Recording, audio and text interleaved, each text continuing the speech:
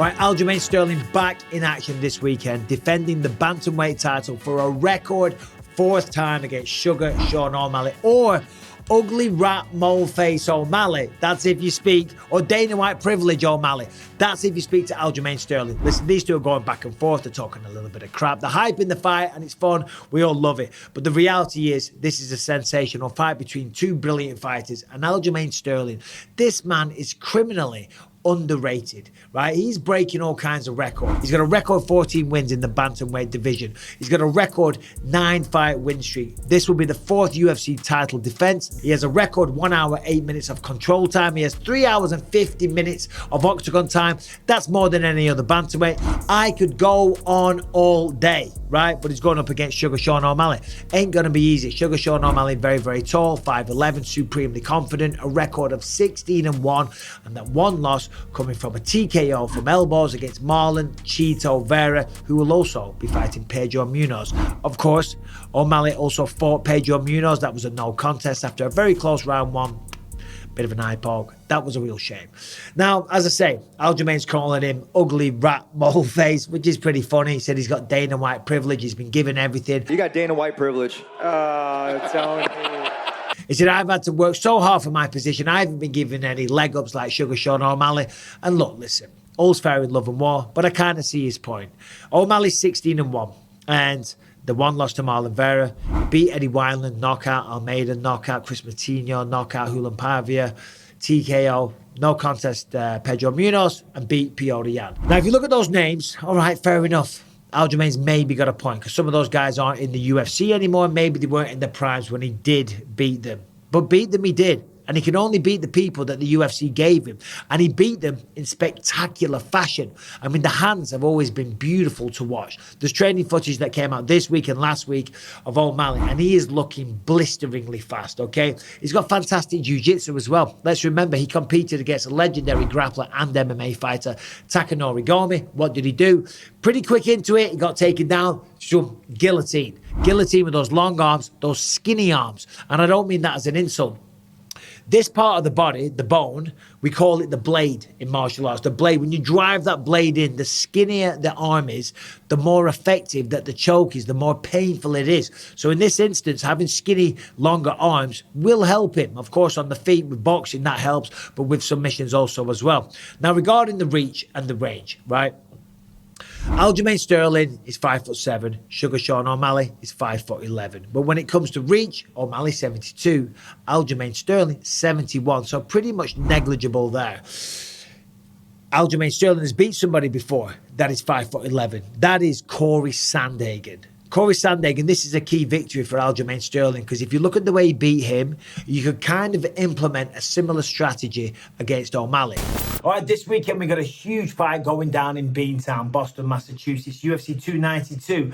Aljamain Sterling defending the belt for the third time against Sugar Sean O'Malley. This fight's going to be amazing, and I have brought you an amazing offer. I've partnered with DraftKings, and right now, new customers can take advantage of the offer. New customers who sign up to DraftKings using my promo code Bisping, right now just bet $5 on any of this weekend's matches, and you will receive $150 in bonus bets instantly. That's right, new customers will instantly receive $150 in bonus bets when they bet just $5 on any of this weekend's fights. And you can stay in on the action and use your $150 in bonus bets on DraftKings same fight parlays for a shot at an even bigger payout. Combine multiple bets from the same fight, including number of rounds and the method of victory. DraftKings is the only place where you can bet same fight parlays, and if sports betting is not yet available in your state, then don't worry, you can still join in on all the fun with DraftKings Daily Fantasy. DraftKings is offering huge UFC contests this weekend with massive cash prizes up for grabs. So as I say, what are you waiting for?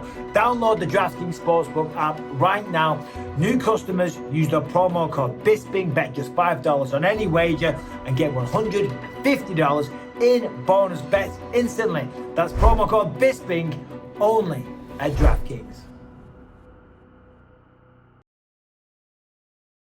What did he do against Sandhagen? Sandhagen, as we know, incredible fighter, just beat the brakes of Rob Font, where he essentially turned into a Dagestani, and it was a technically brilliant performance. Before that, he beat Marlon Chito Vera and really established himself as one of the top dogs.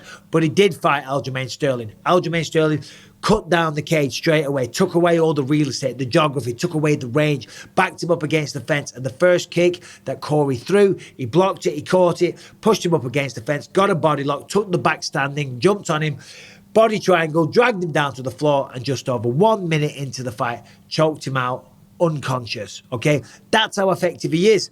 So that's obviously what he's going to try and do. So O'Malley needs to be in perpetual motion, okay? He cannot back up. You know the black line, you know about this. That's the warning line. If an opponent shoots on you there, they might not get the takedown, but they can drive you up against the fence. From there, they can go to a single leg, they can go to a body lock, double legs, so on, so forth, high crotch, you name it, eat your heart out, go silly all you Dagestanis. But that's going to be the warning sign. So if he sees that black line, he has to move. Now, granted, of course, this is a fight. You have to stand your ground. You can't be moving the whole time. Number one, that's exhausting, and it's not a fan-friendly style, right? And O'Malley believes in himself, right? He believes he's got the jiu-jitsu to submit him if he gets taken down. He believes if he does get taken down, he can get back up. And, of course, on the feet, with the success that he has and how skilled he is, the combinations, the speed, which is lightning fast, yeah, he believes he can win this fight.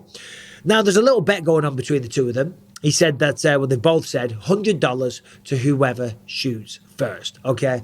Is this bet legit between you two? I think I said whoever shoots first pays $100. So I do think when I pressure him, he might panic shoot. You think Aljamain Sterling cares about $100, right? That's classic, right? Because that might be in O'Malley's head. He ain't gonna shoot because we've got a bet. $100, who gives a damn about $100? This is a UFC title fight. And he also even said, listen, does a body lock, does that count as a shot? Technically, no, it doesn't, but it will be a takedown. Well, if I body lock him, is that really a shot? So, listen, who wins the fight? It's a very, very compelling fight, but I do believe that Aljamain Sterling is underrated. If you look at that fight against Corey Sandhagen, I do believe that raises some alarms. I think if you look at the fight against Henry Cejudo last time out, again, for all the confidence that O'Malley has, and it's not false confidence, he does believe in himself, but if you look at that fight with Henry Cejudo, it's concerning if you're Sean O'Malley, if you're coaching Sean O'Malley, or if you are Sean O'Malley himself, because he was able to beat Henry Cejudo at his own game. And that's what Aljamain's going to do here. Listen, all fights start on the feet. He will throw calf kicks. He will throw head kicks. And speaking of head kicks, that is what O'Malley has to throw. If he throws low kicks, if he throws body kicks in particularly, or high leg kicks to the thigh, Aljo's going to catch them. He's going to run him down to the ground. He's going to take over. Head kicks, if he's throwing head kicks, you've got to block them. Granted, you can't time it perfect where you throw the right hand or maybe a straight jab. But if O'Malley throws a lot of head kicks, then he will be safe in that regard. 1, 2, no more than 2 shots in a row. Then he has to step off in an angle and move around and use that gigantic octagon. Now, coming into this, I do believe that O'Malley will be the favourite. People love this man.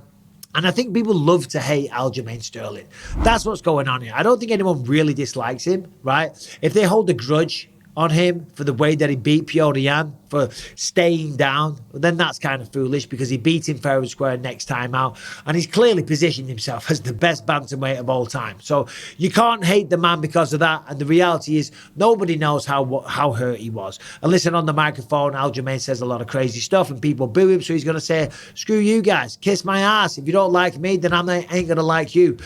But if you take all of that out of it, if you take the fan favoritism, you take all that stuff and just break them down as martial artists, Aljamain Sterling is the better proven product. So I'd say Aljamain Sterling probably gets the job done.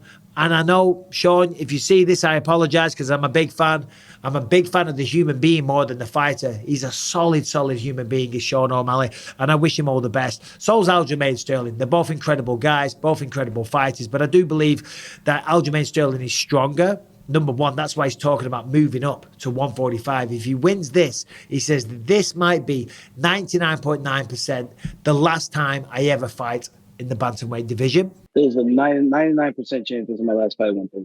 Because the weight cuts are very hard, and I'm sure he wants to test himself against Volkanovski. And also, you got to respect this. probably wants to open the door for his good friend, teammate, and brother, Merab Dvalishvili. So that's very honourable as well. But the size, he's bigger. He's probably stronger. He's got better wrestling. He's got better grappling. I give O'Malley the edge on the feet, but as we've seen in mixed martial arts, grappling, wrestling, strength plays such a massive, vital role. My prediction in this fight, round 3, I do believe Aljamain Sterling gets on top, takes mount position, starts to rain down heavy blows. Sean turns his back, and once again, another rear naked choke. But there it is. There is my prediction of the main event. I'm very excited for this one. I will be in Philadelphia at the Live Casino when this goes down. Or the Live Casino. If you are in Philadelphia Saturday night, come along. I'm having a watch party at the casino, watching the fights. Very much looking forward to it. Thank you for watching. Subscribe, ring the bell, and I'll see you soon.